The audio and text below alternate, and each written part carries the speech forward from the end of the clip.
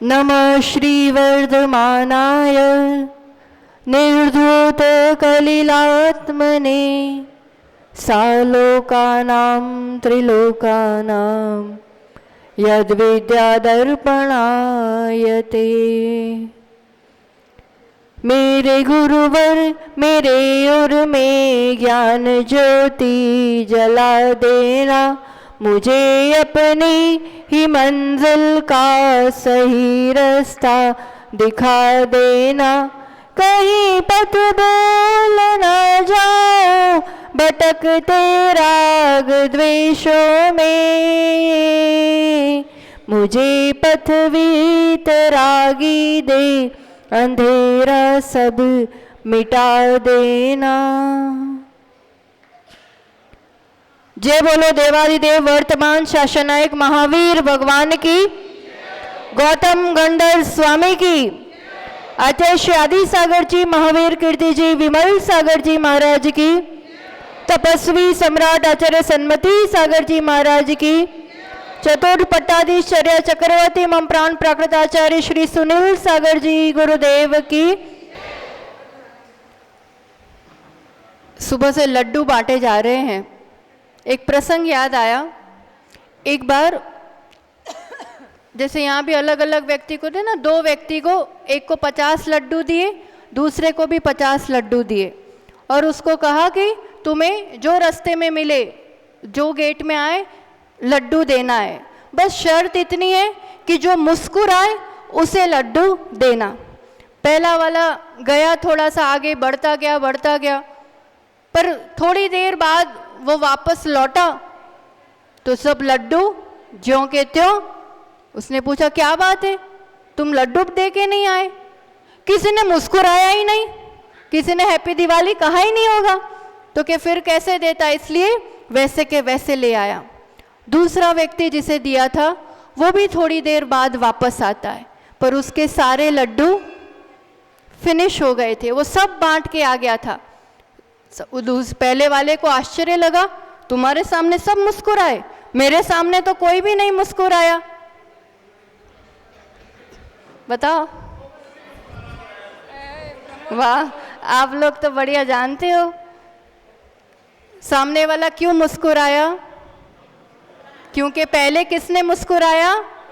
देने वाले ने मुस्कुराया। तो सामने वाले कितने ही गम में हो तो भी उस समय तो भूल करके, जानता हो कि अनजान हो, तो भी वो मुस्कुराएगा और वो देगा। और यहाँ देंगे तो सामने वाले भी खाली हाथ नहीं लौटाएंगे। आप सब दिवाली दे दे के आए हो, है ना? दिवाली देने जाते हो ना आप लोग, दिवाली देने गए तो फिर खाली हाथ लौटाया उनको, कुछ ना कुछ सामने दिया भी होगा। ये संसार का, प्रकृति का नियम है। आप जो देते हो वो सामने लौटता है। हम चाहते तो बहुत है पर वो चीज पहले देना नहीं जानते हैं। आप मुस्कुराना सीखो, आप देना सीखो, खुशियां बांटना सीखो। सबके लिए आप happy Diwali, happy Diwali, happy Diwali कह रहे हैं ना? किसको किसको कहा? सबको कहा आपस में, बहुत अच्छी बात है। पर दिल से एक बार पूछ भी लेना कि दूसरों को कह तो रहे हैं हैप्पी दिवाली, पर क्या सच में चाहते हैं कि उनका जीवन भी खुश हो, उनके यहाँ भी सुख हो, उनके यहाँ भी समृद्धि हो? हर रोज कहना चाहिए हैप्पी डे, सबको कहना चाहिए, पर सबके लिए चाहना भी चाहिए दिल से। मुझे तो मिले, मैं तो बनूं, पर सबको ना मिले, ऐसा कभी नहीं सोचना। एक दिव्य आत्मा ने पहले चाहा कि सबको सुख मिले, सब सुखी हो, सब समृद्ध हो, सबको सुख का मार्ग मिले। जब ये चाहा ना, तब तीर्थंकर प्रकृति का बंध हुआ। फिर खुद की साधना, पुरुषार्थ से खुद उन्होंने पाया। पाने के बाद फिर सबको बांटा, सबके लिए मार्ग बताया, और फिर आज खुशियों का पर्व मनाया जा रहा है, हैप्पी दिवाली मनाई जा रही है। क्योंकि ये सब पा करके, सब बांट करके अब वो अपने घर को पहुँचे, अब वो अपनी मंजिल पर पहुँचे, अब वो अपनी परम अवस्था को प्राप्त किए। क्या है आज? निर्वाण महोत्सव, भगवान महावीर का मोक्ष कल्याणक। बच्चे बैठे हैं, बताएंगे मोक्ष मतलब क्या होता है। बताओ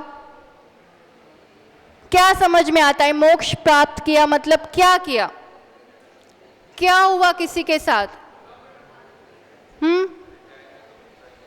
आप लोग बताओ, मोक्ष मतलब क्या प्राप्त कर लिया? कर्म रहित अवस्था, शुद्ध अवस्था। किसी बच्चों को समझाना होगा, कैसे समझाओगे? बड़े बड़े शब्द बोलोगे, नहीं समझ में आएगा। बच्चों समझो, जो हमें चाहिए ना, मोक्ष की अवस्था, एक हमारे ही जैसे इंसान ने ऐसी अवस्था, ऐसी स्टेज, ऐसी पोजीशन, ऐसी पोस्ट प्राप्त की। He is the most intelligent, most powerful, most peaceful, always happy रहने वाला सोल। जो चीजें हमें चाहिए, जिन्होंने पूर्ण रूप से उसको प्राप्त कर लिया, इसलिए वो हमारे आदर्श बने, इसलिए हम सब उनको मानते हैं। आज उनके शासन काल में हम और आप धर्म ध्यान कर रहे हैं, हम सब भगवान महावीर को मानते हैं ना, इसलिए यहाँ एकत्रित हुए हैं। दीपावली कई तरह से मनाई जाती है। कोई मानते हैं कि आज राम अयोध्या लौटे थे तो वो अपनी तरह से खुशियां मना रहे। कोई समाज में, पंजाब समाज में, उनके कोई गुरु बंधन से मुक्त हुए थे, इसलिए वो अलग तरीके से मनाते हैं। किसी में कुछ, किसी में कुछ। आज इस अमावस्या के दिन की सबके उसमें कुछ ना कुछ महिमा है। हम इसकी मूल महिमा जानते हैं, और मूल रूप से कहे तो बंधन से मुक्ति का दिन, अपने घर लौटने का दिन, ये जो खुशियों का दिन है, हम प्रभु महावीर को मानते हैं। मानते हैं कि नहीं? इतना धीरे से मानते हैं। प्रभु महावीर को मानते हैं। प्रभु महावीर की कितनी मानते हैं? थोड़ी बहुत मानते हैं ना। सोचो, महावीर को मानने में इतना आनंद आ रहा है, तो महावीर की मानने लगेंगे तो जीवन में कितना आनंद आएगा। बस वो थोड़ा सा करने की जरूरत है। अभी पूजन हो रही है, गुणगान हो रहा है, प्रभु महावीर की प्रशंसा हो रही है। प्रशंसा के साथ थोड़ा सा उनको पसंद करना भी प्रारंभ कर ले। पसंद करना मतलब प्रेम करना, लाइक करना, लव करना। हम जब किसी को पसंद करते हैं ना, तो उनकी बात मान भी बहुत आसानी से लेते, फिर वो करना कठिन भी नहीं लगता है। जो चीजें चाहिए, प्रभु महावीर के जिन शासन की अद्भुत महिमा है, हम सब तरह की महिमा बच्चों को समझाते हैं। इस क्लास में पढ़ना चाहिए, ऐसी स्कूल में पढ़ना चाहिए, वैसे डिग्री प्राप्त करना चाहिए। लोक की महिमा, उस ज्ञान की महिमा, उसकी महिमा रहती है। Top most school, top most college, हम कहेंगे वो विज्ञान तो, वो लौकिक ज्ञान तो बच्चों को या हमें ग्रेजुएट बना देगा, पर उसके साथ इस वीतराग विज्ञान का भी थोड़ा सा ज्ञान होगा, वो आपको ग्रेट बनाएगा, वो आपको महान बनाएगा। सिर्फ ज्ञान और लौकिक ज्ञान जीवन में सुख शांति नहीं दिलाने वाला है। You want health, wealth and happiness. इसके अलावा किसी को क्या चाहिए बताओ? कोई चौथा कोई बात हो? तीन ही चीज चाहिए ना। स्वास्थ्य चाहिए, धन चाहिए और खुशियां चाहिए, आनंद चाहिए, सुख चाहिए। इतना ही चाहिए ना? और कुछ चाहिए? जितने भी बैठे हैं, और कोई है चौथी चीज? हमें भी यही चाहिए, प्रभु ने भी यही पाया। हम तन का स्वास्थ्य देखते हैं, प्रभु ने इस चेतन का परम स्वस्थ अवस्था प्राप्त की। हम ये रुपये पैसे, उस लक्ष्मी को, उस धन को, उसको वेल्थ कहते हैं। प्रभु ने ज्ञान, धन और उसके साथ वो सुख, उस वेल्थ को पाया। हम इंद्रिय सुख को सुख मानते हैं, उन्होंने इस अतीन्द्रिय सुख को माना, उसको पाया। हम इस टेम्पररी क्षणिक कर्माधीन चीजों के पीछे भाग रहे हैं, उन्होंने वो हमेशा हमेशा के लिए और अनंत रूप में पाया। चाहे सांसारिक सुख चाहिए, सांसारिक हेल्थ, वेल्थ, हैप्पीनेस भी चाहिए ना, या फिर हमेशा के लिए चाहिए काम, तो भी जिन शासन ही आने वाला है। तन को, मन को, चेतन को स्वस्थ रखता है, उसके लिए अभी भी, वर्तमान में भी और भविष्य में भगवान महावीर के जो सिद्धांत है वो ऑल टाइम हैप्पीनेस देते हैं और हमेशा काम आते हैं, और शरीर को भी स्वस्थ रखते हैं, मन को भी स्वस्थ रखते हैं और चेतना को भी स्वस्थ रखते हैं। बस श्रद्धा करने की ज़रूरत है, थोड़ा सा पुरुषार्थ बढ़ाने की ज़रूरत है। उन्होंने तो पा लिया, हम शुरू तो करें, शुरू तो करें कि नहीं, उस ओर चलना, उस ओर बढ़ना।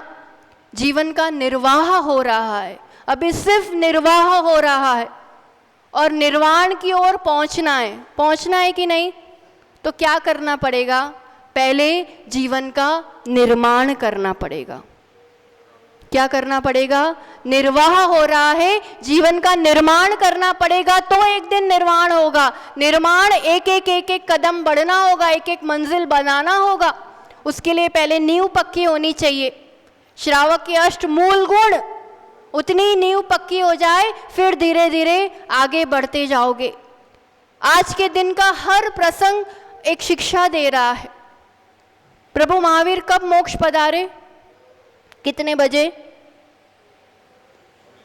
सुबह सुबह। उनको इतना ध्यान नहीं रहा कि ये सब उठ के कैसे आएंगे इतनी सुबह, हैं? उनको दया नहीं आई।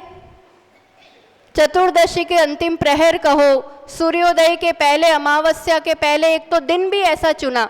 अमावस को ऐसा काम करना चाहिए? बताओ, इतना अच्छा काम ऐसे दिन कर दिया, चलो कोई बात नहीं, कर दिया तो कर दिया। ऐसे ही नहीं है, सब चीज का संदेश है। अमावस्या, अंधेरी रात, प्रभु महावीर के बाद अब पंचम काल आने वाला है। सिर्फ मिथ्यात्व का अंधेरा रहने वाला है चारों तरफ, पर उसमें भी अगर सुबह सुबह का टाइम संभाल लिया, सुबह सुबह जल्दी उठे, प्रभु के दर्शन किए, उस पुण्य कर्म से जुड़ गए, तो जीवन में उजाला हो सकता है। ये संभावनाएं उन्होंने बताई है इसमें। सुबह उठने से मत कतराओ, लेट नाइट सोना वो लेटे लेटे ही जाने वाला है और ऊपर तो जाने नहीं वाला है। जो जितना सुखी होता है ना, वो उतना ऊपर रहता है, ध्यान रखना। जीवन में जो सुबह ही बिस्तर से ना उठ पाए, अलार्म बजती जाए तो भी सुबह बिस्तर से ना उठ पाए, वो जीवन में क्या ऊंचा उठ पाएगा? किस चीज में ऊंचा उठ पाएगा? सुबह उठना ब्रह्म मुहूर्त में सबसे पहला संदेश। और उठ करके क्या करना? क्या करना? पंच परमेष्टि का स्मरण करना, प्रभु का दर्शन करना। इतनी चीज तो जीवन में करना, तो आगे कोई संभावनाएं रहेंगी। कहां से मोक्ष गए प्रभु? कहां से गए? कितना चढ़ना पड़ता है वहां? कितना ऊपर चढ़ना पड़ता है? नहीं चढ़ना पड़ता है। वो हमारे जैसे लोगों के लिए बनाया है वो स्थान, क्योंकि हमें ऊपर चढ़ना नहीं जमता है। वो भी एक संदेश है। नहीं ज्यादा कष्ट कर पाएंगे तो भी एक निर्वाण स्थली ऐसी है कि जहाँ ज़्यादा ऊपर नहीं चढ़ पाए तो भी आप एक निर्वाण क्षेत्र का दर्शन कर सकते। वहाँ जलाशय है, कमल है बहुत सारे, पावापुरी।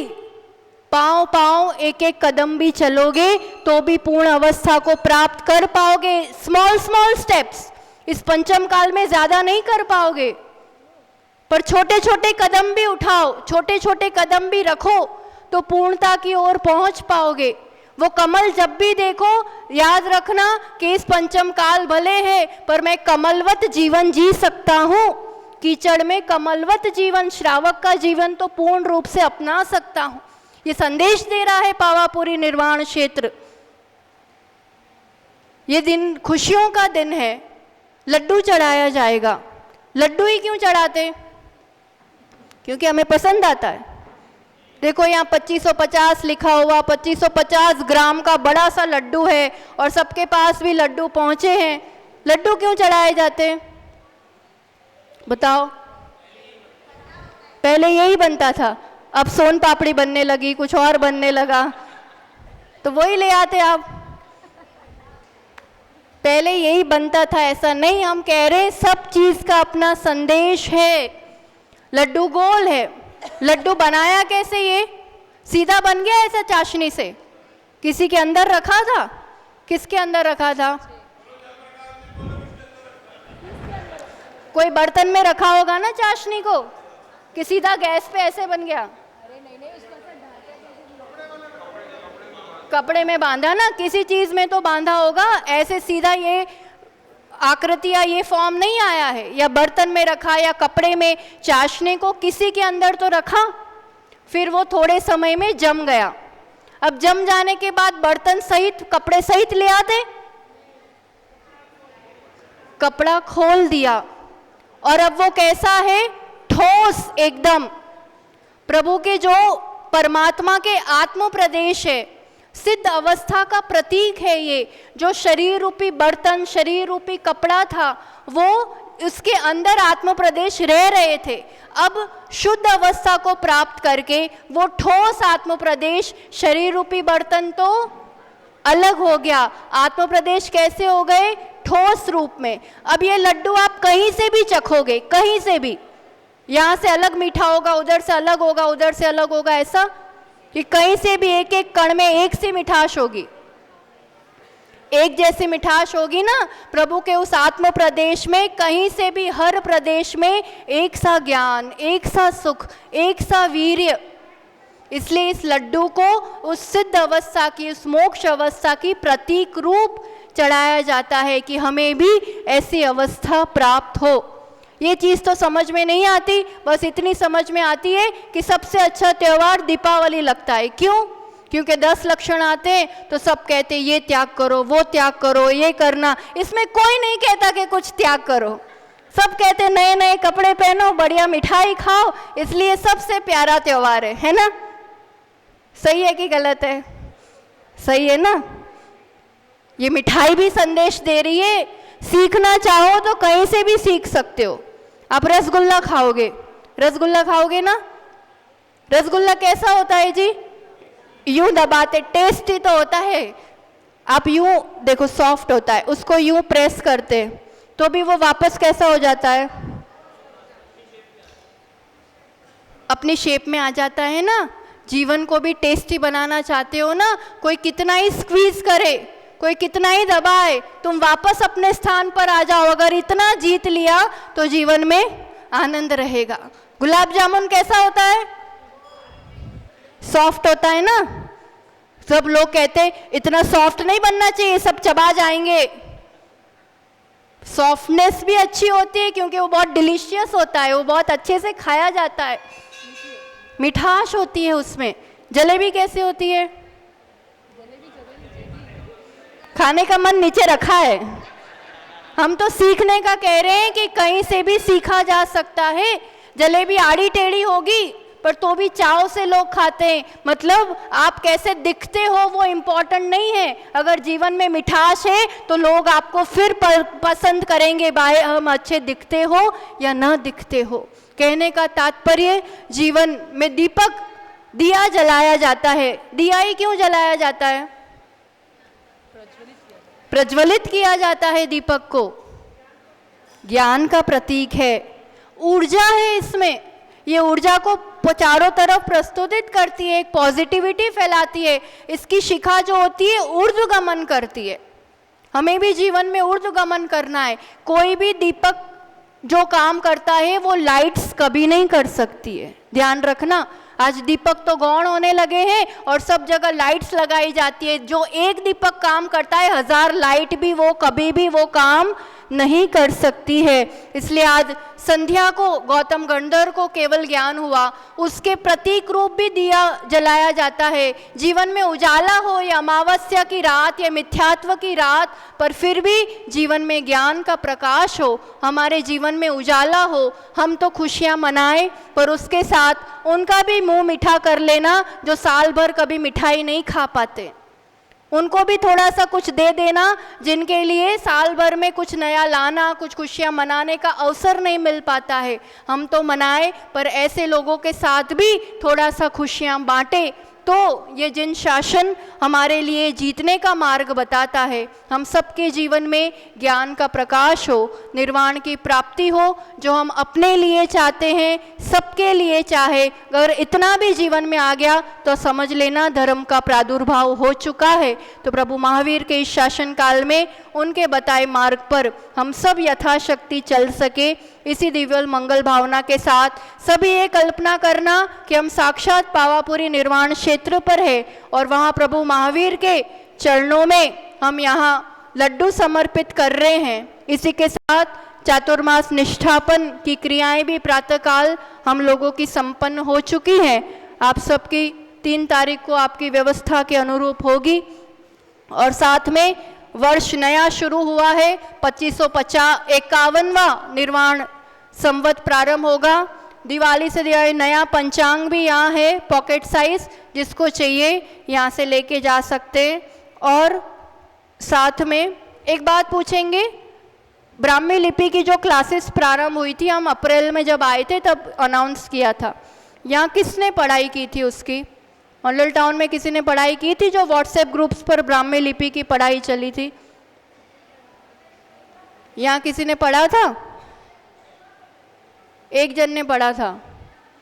अच्छी बात है, जिन्होंने पढ़ा वो, नहीं पढ़ा वो भी पढ़ सकते हैं। आदिनाथ प्रभु ने जो ब्राह्मी को सबसे पहली लिपि सिखाई, सबसे प्राचीन लिपि, और ये हमारा सौभाग्य है कि आचार्य भगवान इस लिपि का खुद अध्ययन किया है, हम सबको पढ़ाते भी हैं, प्रचार प्रसार भी करते हैं। जिन पुरातत्वों में ये लिपि पाई जाती है उसका भी एक अनूठा संकलन है इसमें।